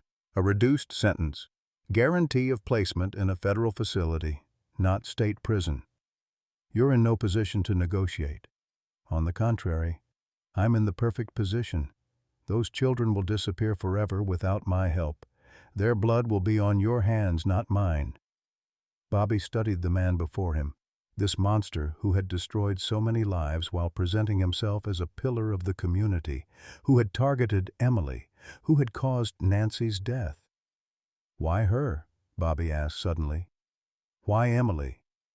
Lowell's expression shifted, surprise briefly overtaking his calculated composure. "Excuse me?" "My daughter." "Why did you choose her?" "Ah." Lowell recovered, settling back against the cell wall. "Nothing personal, I assure you. She simply met the criteria. Healthy, intelligent, aesthetically pleasing by Western standards." "And you were often working late, leaving her with only one guardian. Lower risk." Bobby absorbed this with outward calm, though rage boiled just beneath the surface. "And when your extraction went wrong? When Nancy didn't cooperate?" "Unfortunate collateral damage," Lowell replied dispassionately. "The driver was supposed to force them off the road without injury, just enough to render your wife unconscious. He miscalculated. He murdered them. If you prefer that terminology, yes." Lowell's clinical detachment was more chilling than any show of malice could have been. "Now, about those 3 children." "There are no children in transit," Bobby interrupted, certainty hardening in his gut. "Your operation was fully exposed tonight. Your associates are either in custody or dead. This is just another manipulation." Lowell's mask slipped, anger flashing in his eyes. "You think you've dismantled everything? You've barely scratched the surface." "My network extends across continents, involves people you shake hands with at city council meetings." "Then give us names," Bobby challenged. "Real information, not vague threats." "I'm offering you a trade, Officer Mitchell. My cooperation for considerations." Bobby stepped closer to the cell bars. "Let me be clear, Doctor. You're going to prison for the rest of your life. The only consideration you'll get is that I'm not the one escorting you to Houston tomorrow, because we both know you wouldn't arrive alive." Lowell's smile returned, cold and calculating. Such hostility, and here I thought we had a rapport, after all the years I treated the children of Oak Ridge. He paused. "Including poor Emily, such a bright child. She would have fetched a premium price." Something in Bobby snapped. Before he fully realized what he was doing, he had unlocked the cell door and crossed the small space to grab Lowell by the throat, slamming him against the wall. "Bobby!" Thompson's voice cut through the red haze of rage. "Stand down!" Bobby became aware of hands pulling him away, of Thompson and one of the FBI agents restraining him while another agent checked on Lowell, who had crumpled to the floor, gasping. "He's trying to provoke you," Thompson said urgently in Bobby's ear. "Don't give him what he wants."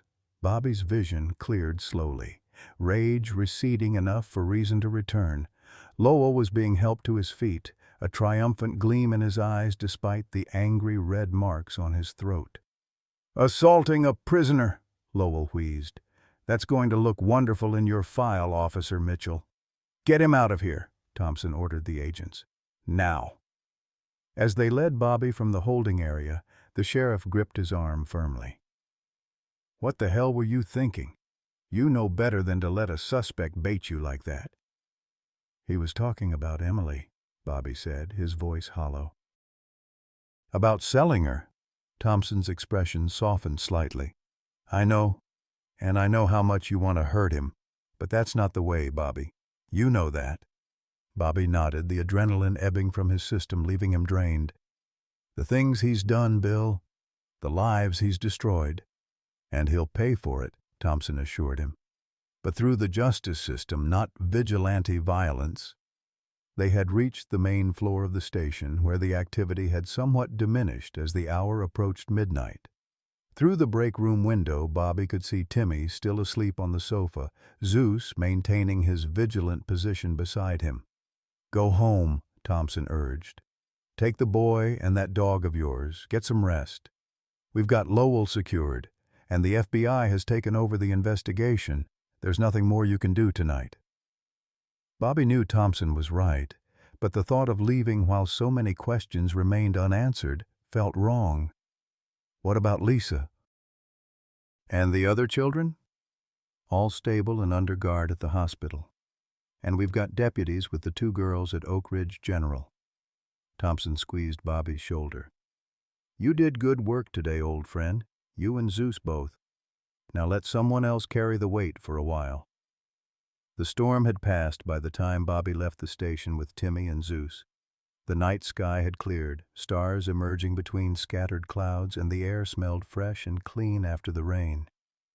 Timmy sat quietly in the passenger seat, a blanket wrapped around his thin shoulders, occasionally scribbling notes on his pad.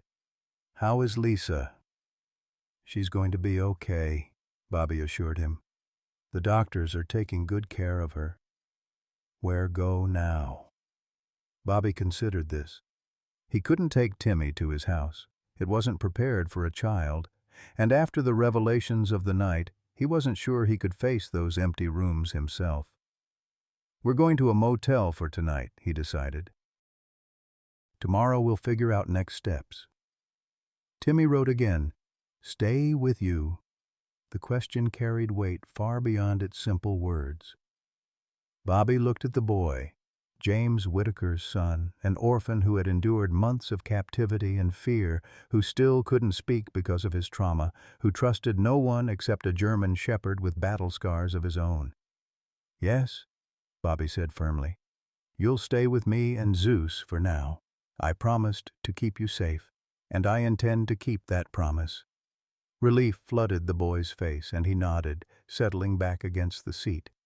Zeus, sitting between them, nudged Timmy's hand gently, and the boy scratched behind the dog's ears with the beginning of a smile. They drove in companionable silence for a while, the events of the day settling around them like sediment after a flood. Bobby's mind kept returning to the file, to the clinical notes Lowell had made about Emily, to the revelation that her death had not been an accident, but a compromised extraction. 15 years of grief, built on a foundation of lies. At a stoplight, Bobby glanced over to find Timmy watching him intently. The boy wrote something new on his pad and held it up. "Sad about daughter?" Bobby blinked, surprised by the child's perception. "Yes," he admitted. "I'm sad about my daughter. Her name was Emily." Timmy considered this, then wrote again, "Bad doctor hurt her too." Bobby hesitated, unsure how much to share with a traumatized child. But Timmy had endured Lowell's cruelty firsthand. He deserved honesty, not patronizing evasion. "Yes," Bobby said quietly. "He hurt her too, and my wife, Nancy." Timmy nodded solemnly, as if confirming something he had already suspected. After a moment he wrote, "Zeus found me. Zeus good." "Yes, he is," Bobby agreed, reaching over to ruffle the shepherd's fur. "The very best. Find others." The question hung between them, simple words carrying the weight of all those children still unaccounted for in Lowell's files. Bobby thought of Thompson's words, of the FBI taking over, of his own impending retirement. Then he thought of Emily, of Nancy, of what James Whitaker would expect of him. "Yes," Bobby said finally. "We'll find the others. I promise." As they pulled into the motel parking lot, the eastern sky was just beginning to lighten, the first hint of dawn bleeding into the darkness. Bobby helped Timmy from the truck, Zeus following protectively as they made their way to the office to secure a room. The night clerk, an elderly man with thinning white hair, looked up from his crossword puzzle as they entered. His eyes took in Bobby's badge, Timmy's exhausted face, and Zeus's alert posture. "Rough night?" he asked sympathetically. "You could say that," Bobby replied, placing his credit card on the counter. "Need a room with 2 beds if you've got it." Room 14, the clerk said, sliding a key across the counter. End unit, quieter. He glanced at Zeus. No pet fee for service animals. Thank you, Bobby said, not bothering to explain that Zeus was technically a police K9, not a service dog. The distinction seemed meaningless after the events of the night. As they walked to their room, Timmy stumbled slightly, fatigue finally overtaking him completely. Without hesitation, Bobby lifted the boy into his arms, carrying him the rest of the way while Zeus padded alongside, vigilant even in his own exhaustion. Inside the simply furnished room, Bobby settled Timmy on one of the beds. The boy was already half asleep again, his eyes heavy-lidded. Zeus immediately jumped up beside him, circling once before lying down, his body forming a protective curve around the child. "Get some rest," Bobby said softly. "You're safe now." Timmy's hand found the notepad one last time. He scrawled shakily, "Thank you." As the boy drifted into sleep, Bobby sat on the edge of the other bed, watching over him and Zeus. Outside, the first birds had begun to sing, heralding the arrival of a new day. A day that had dawned because a German shepherd had refused to ignore what his instincts told him was beneath an old barn floor. Bobby thought of Emily, of the life she should have had, of Nancy, who had died trying to protect their daughter, of James Whitaker, who had saved Bobby in Vietnam only to die years later, leaving his son vulnerable to predators like Lowell. So much loss, so much pain, but also, somehow, a thread of hope in the form of a boy, sleeping under the protective watch of a battle-scarred dog. In the morning, they would begin the long process of healing, of finding others, of building something new from the wreckage Lowell had left behind. For now, though, Bobby simply watched over them, standing guard against the darkness as the sun began its slow climb into the sky. 6 months later, the Texas hill country was in full bloom, wildflowers carpeting the rolling landscape in vibrant blues, oranges, and yellows. The small cabin Bobby had purchased for his retirement sat on 3 acres of land, far enough from neighbors to ensure privacy, but close enough to town for convenience. A covered porch wrapped around the structure, offering views of the surrounding hills and the small creek that cut through the property. On this particular afternoon, Bobby sat in a rocking chair watching Zeus and Timmy play fetch in the yard. The German shepherd, now 8 years old, showed a bit more gray around his muzzle, but his enthusiasm for the game hadn't diminished. Timmy threw the tennis ball with impressive accuracy, his arm strength having improved considerably in the months since his rescue. "Don't wear him out completely," Bobby called. "We've still got your therapy appointment at 4. Timmy nodded, then whistled for Zeus, a sound that had marked a significant milestone in the boy's recovery. While he still rarely spoke, the ability to whistle had emerged during his 3rd month of therapy, giving him a way to communicate with Zeus beyond hand signals. Bobby smiled, remembering Dr. Sarah Bennett's explanation. Whistling uses different neural pathways than speech. For children with selective mutism caused by trauma, it can be a bridge back to verbal communication. Sarah had been instrumental in Timmy's recovery, her expertise in childhood trauma proving invaluable. As the wife of a Vietnam veteran herself, she understood the complex dynamics at play in their situation and had helped navigate the bureaucratic hurdles of Bobby's guardianship application.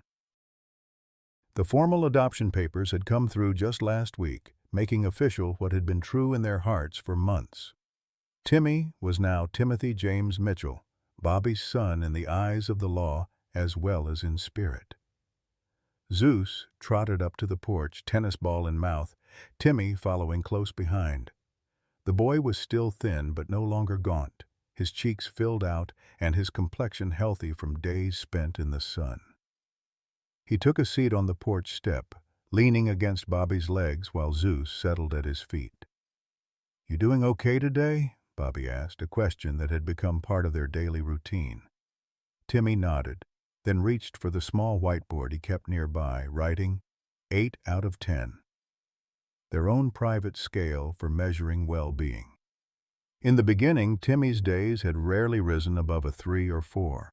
Now, 8s and even occasional 9s were becoming common. "That's good," Bobby said, ruffling the boy's hair affectionately. "You've been working hard." Timmy erased the board and wrote again, "When is Lisa coming?" "Tomorrow afternoon. Sheriff Thompson is driving her and her parents down from Oak Ridge." Bobby checked his watch. "We should probably start getting the guest room ready after your therapy session." Lisa Anderson's recovery had been arduous but successful. After weeks in the hospital fighting sepsis, she had returned to her parents with both physical and emotional scars. The Andersons had kept in regular contact with Bobby and Timmy, recognizing the unique bond formed between children who had survived such trauma together. This would be their first visit to the cabin. Timmy erased his whiteboard again. "Will she remember me?" "Of course she will," Bobby assured him. "You were very brave together."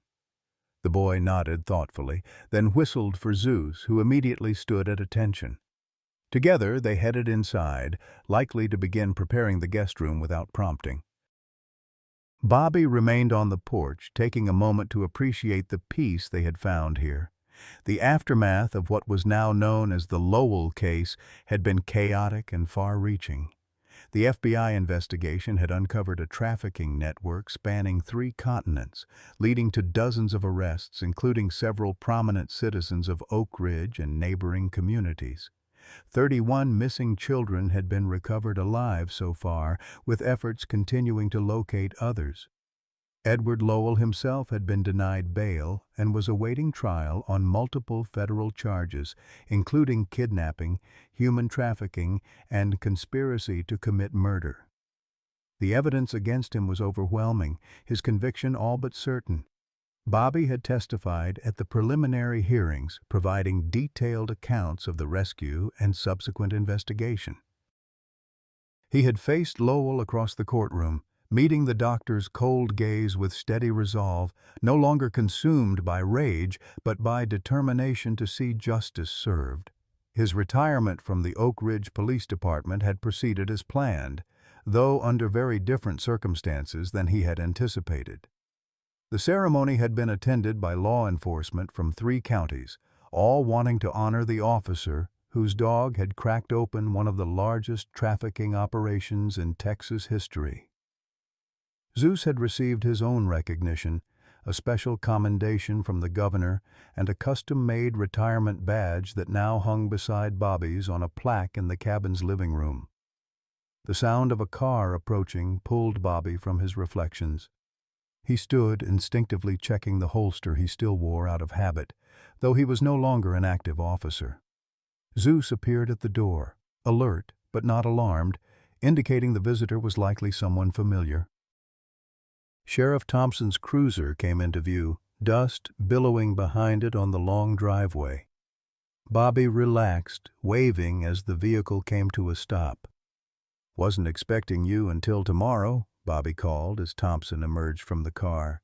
"Thought I'd come by early, make sure you hadn't gone full mountain man on us yet." Thompson grinned, removing his hat as he approached the porch. "Where's the boy?" "Inside, getting the guest room ready for Lisa's visit." Thompson nodded, his expression growing more serious. "That's partly why I'm here. Wanted to talk to you before they arrive tomorrow." Bobby gestured to the second rocking chair. "Have a seat. Coffee? Please?" While Bobby went inside to fetch the coffee, Thompson settled into the chair, gazing out at the hill country landscape. In the 6 months since the Lowell case broke, the sheriff had aged visibly, the strain of the investigation and its fallout etched into the lines of his face. Bobby returned with 2 mugs, handing one to his old friend before reclaiming his seat. "So what couldn't wait until tomorrow?" Thompson took a sip before answering. "Got word this morning. The federal prosecutor has reached a plea deal with Lowell." Bobby's hand tightened around his mug. "What kind of deal?" "Life without parole. in exchange for information leading to the recovery of more children and the identification of his entire network. He deserves worse. No argument there, Thompson agreed. But the prosecutor says this way: more kids get found and more perpetrators go down. Plus, it spares the children who've been recovered from having to testify. Bobby considered this, thinking of Timmy and the progress he'd made. The thought of the boy having to recount his ordeal in a courtroom, facing Lowell again, made Bobby's stomach turn. "I suppose that makes sense," he conceded reluctantly. "There's more," Thompson added. "The Andersons want to talk to you about something when they come tomorrow. Something important." "About Lisa?" Thompson shook his head. "About Timmy. I'll let them explain, but I think you'll want to hear them out." Before Bobby could press for details, the screen door opened and Timmy emerged, Zeus at his side.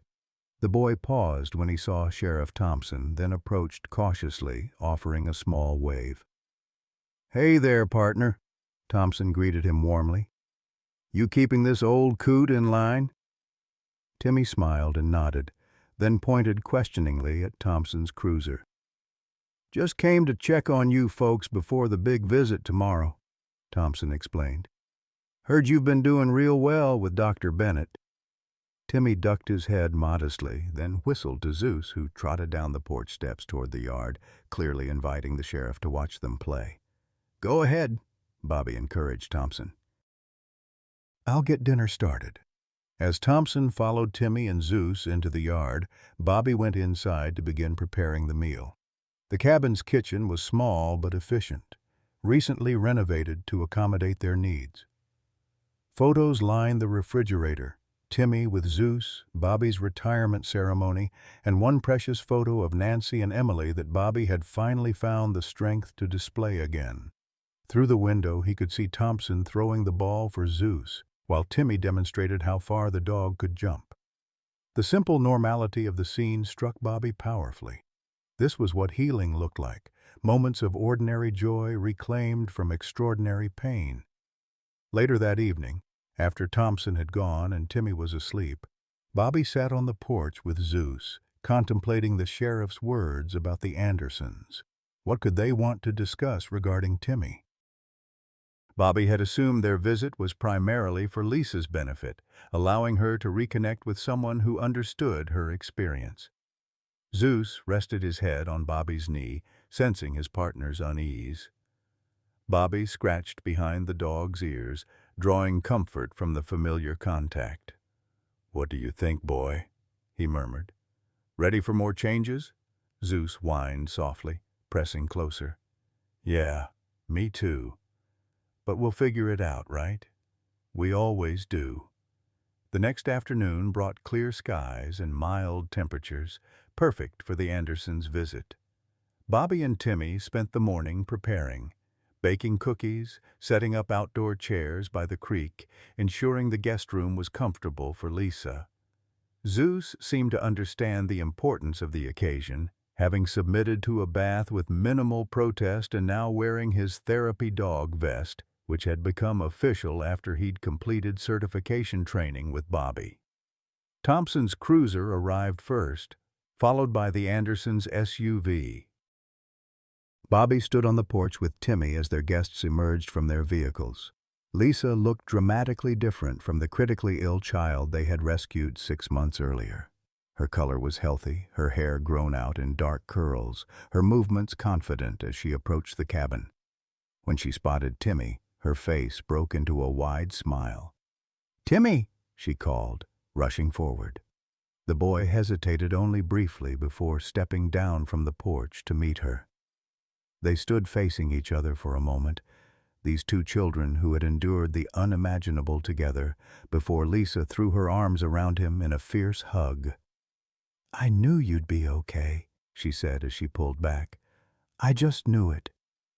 Timmy nodded, his own smile slightly shy but genuine. He whistled softly, and Zeus trotted forward to greet Lisa, who knelt to embrace the dog with equal enthusiasm. "Hello, Zeus," she said, her voice thick with emotion. "Thank you for finding us. Bobby greeted the Andersons, Mark and Catherine, with handshakes that turned into hugs. Though they had spoken regularly by phone, this was only their second in-person meeting since the rescue. "Your place is beautiful," Catherine remarked, taking in the cabin and surrounding landscape. "So peaceful." "That was the idea," Bobby replied. "A good place to heal." After showing their guests around the property and enjoying the cookies Timmy had helped bake, Bobby suggested the children might want to explore the creek with Zeus while the adults talked. Timmy looked uncertain until Lisa grabbed his hand. "Come on," she urged. "I want to see everything." With Zeus accompanying them as both playmate and protector, the children headed down the path toward the water. Bobby watched them go, noting how Timmy walked taller in Lisa's presence, as if her confidence somehow bolstered his own. Once they were out of earshot, Bobby turned to the Andersons. "Bill mentioned you wanted to discuss something about Timmy?" Mark and Catherine exchanged glances before Catherine spoke. "We've been thinking a lot about the future, about what's best for Lisa's recovery." She paused. "Dr. Martin, her therapist, believes that maintaining connections with others who shared her experience could be beneficial." "That makes sense," Bobby agreed. "Timmy's been looking forward to seeing her." "The thing is," Mark continued, "we're moving. I've been offered a position in Austin, starting next month. It's a good opportunity, and Dr. Martin has colleagues there who can continue Lisa's treatment." Bobby nodded, uncertain where this was leading. "Austin's not too far. We could still arrange visits." "Actually," Catherine said, leaning forward slightly, "we were wondering if you might consider moving too. There's a property for sale just down the street from the house we're buying. It's similar to this, a few acres, private but not isolated." Bobby blinked, surprised. "You want us to move to Austin?" "Lisa talks about Timmy constantly," Mark explained. "They've been writing letters, and her therapist says their bond is unique and potentially healing for both of them." "We understand it's a lot to ask," Catherine added quickly. "You've just settled here. But we thought, maybe, it might be worth considering." Bobby sat back, processing their suggestion. He'd chosen this location specifically for its isolation, believing that distance from Oak Ridge and its painful memories would be best for both him and Timmy. But perhaps true healing wasn't found in isolation, but in connection, in nurturing the bonds formed even in the darkest circumstances. "I'd need to think about it," he said finally. "Talk to Timmy and his therapist. It's a big change." "Of course," Mark agreed. "No pressure. We just wanted to put it out there." From down by the creek came the sound of laughter, Lisa's bright and clear, accompanied by a quieter sound that took Bobby a moment to identify. When he did, he stood abruptly, moving to the porch railing for a better view. Timmy was laughing, actually laughing out loud, the sound rusty but unmistakable, as he and Lisa played with Zeus in the shallow water.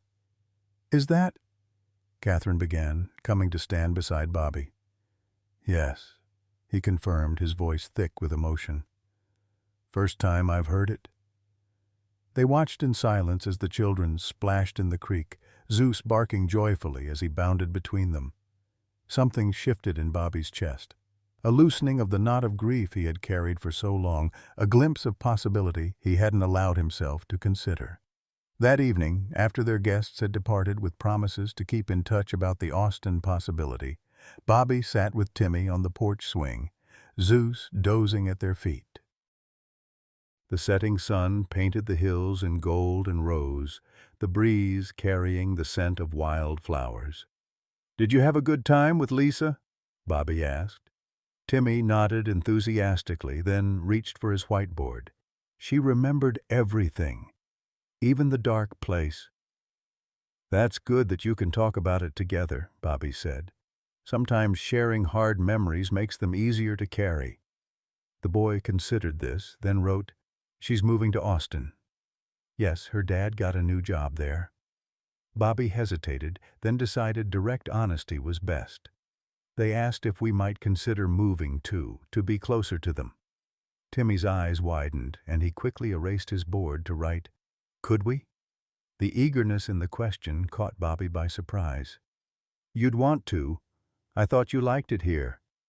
Another erasure, another message. "I do. But Lisa understands, and Zeus likes her."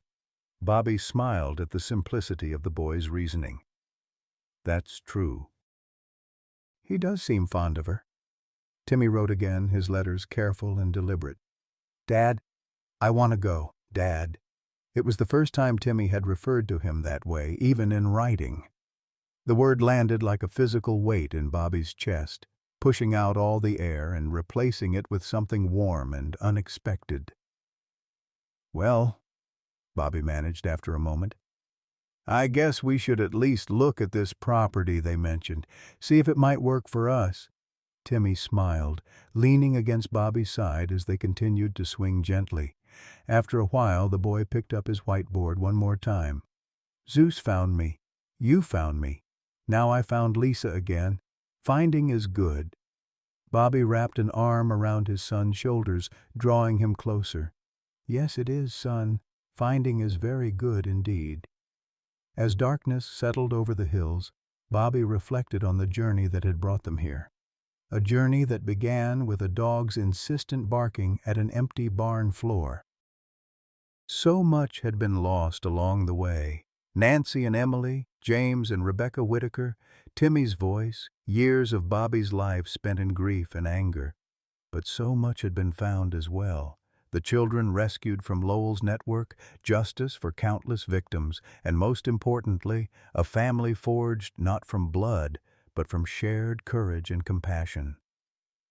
Zeus stirred at their feet, rising to stretch before settling his head on Bobby's knee, amber eyes watching his humans with steady devotion. Bobby scratched behind the shepherd's ears, gratitude overwhelming him for this extraordinary animal who had changed so many lives through his simple, unwavering instinct to find what was lost. "Sometimes," Bobby said softly to Timmy, "the darkest barns hide the brightest treasures, son. And sometimes God sends angels with 4 paws to find them."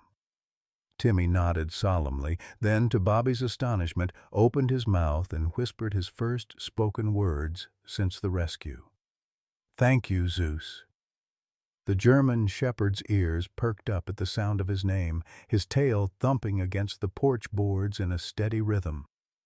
In that perfect moment, as stars began to appear in the darkening sky, Bobby Mitchell knew with absolute certainty that the path ahead, whether in the hill country or in Austin or wherever life might lead them, would be walked together, guided by the extraordinary bond between a boy, a man, and the dog who had found them both when they needed it most.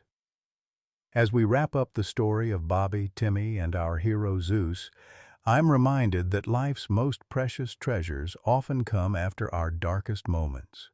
For many of us who've weathered life's storms, lost loved ones, faced empty nests, or struggled with retirement transitions, this story resonates deeply. Zeus's unwavering loyalty, Bobby's second chance at fatherhood, and Timmy's journey back to speech remind us that healing doesn't mean forgetting our past, but building something beautiful from its broken pieces. The bonds formed through shared suffering often become our strongest connections, just as Bobby and Timmy found with Lisa's family. Perhaps in your own life, you've experienced this miracle of finding unexpected joy after loss. Has there been a Zeus in your life, a person, pet, or purpose that helped you discover something precious when you needed it most? Or maybe you've been someone's Zeus, guiding them from darkness to light.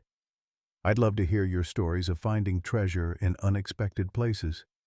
Please share your experiences in the comments below, and let's celebrate the healing power of connection that knows no age limit.